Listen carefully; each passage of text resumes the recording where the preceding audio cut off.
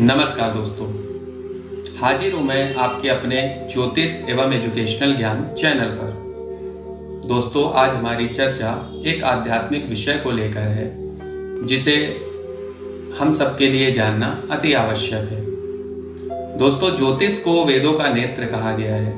ज्योतिष के माध्यम से हम अपने भूत, वर्तमान और भविष्य के बारे में जान सकते हैं। लेकिन समस्या तब आती है जब जातक ये प्रश्न करता है कि मैं अपने अशुभ कर्मों के प्रभाव से कैसे बच पाऊं।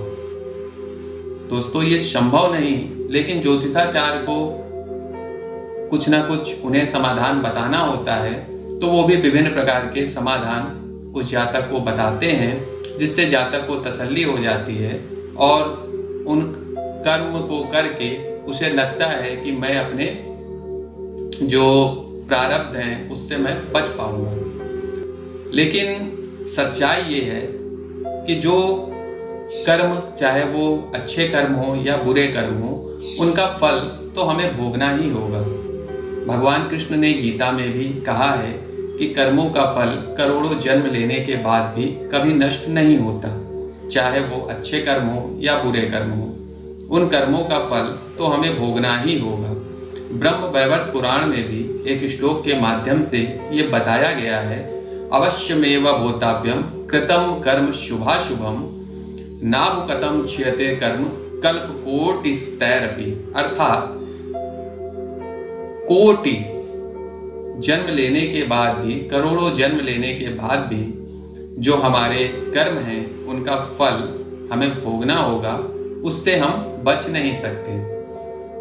इसका मतलब कोई ज्योतिषी आपको उपाय बताए और आप उस पर अपना धन और समय नष्ट करें, इससे कोई फायदा नहीं।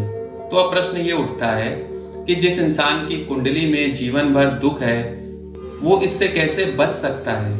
क्या वो जीवन भर दुखी रहेगा? दोस्तों, इसका एक माध्यम है भगवत भक्ति। आप जितना ज़्यादा ईश्वर का नाम जप करेंगे, ईश्वर की भक्ति करेंगे, उतना आपको आपकी समस्याओं का समाधान मिलता जाएगा और आपको ऐसा फील होगा, ऐसा लगेगा कि मेरे ऊपर किसी का हाथ ऐसा है, एक मेरे साथ पॉजिटिव एनर्जी है जो हमें इन दुखों से बचा सकती है। दोस्तों, समय, पैसा बर्बाद करने से कुछ लाभ नहीं होने वाला है। हमें इस जन्म में अच्छे कर्म करें ताकि जो हमारा अब जो भविष्य लिख रहा है, जो आने वाले समय में हमें भोगना होगा, वो अच्छा हो। और जो हमने पूर्व जन्म में जो कर्म किए हैं उसके लिए अब यही एक उपाय है कि हम अपने आप को ईश्वर को समर्पित कर दें। क्योंकि जब बारिश होती है तो जब हम छाता लेकर निकलते हैं तो उस छतरी के प्रभाव से हम भीगने से बच जाते हैं, लेकिन बारिश बंद नहीं होती। ठीक उसी प्रकार ईश्वर की भक्ति करने से हम आने वाले संकटों से कब निकल जाते हैं ये हमें पता भी नहीं चलता। तो मैं आपसे यही प्रार्थना करता हूँ, आप इस पर एक बार विचार अवश्य कीजिएगा कि मेरी बात सही है या गलत है।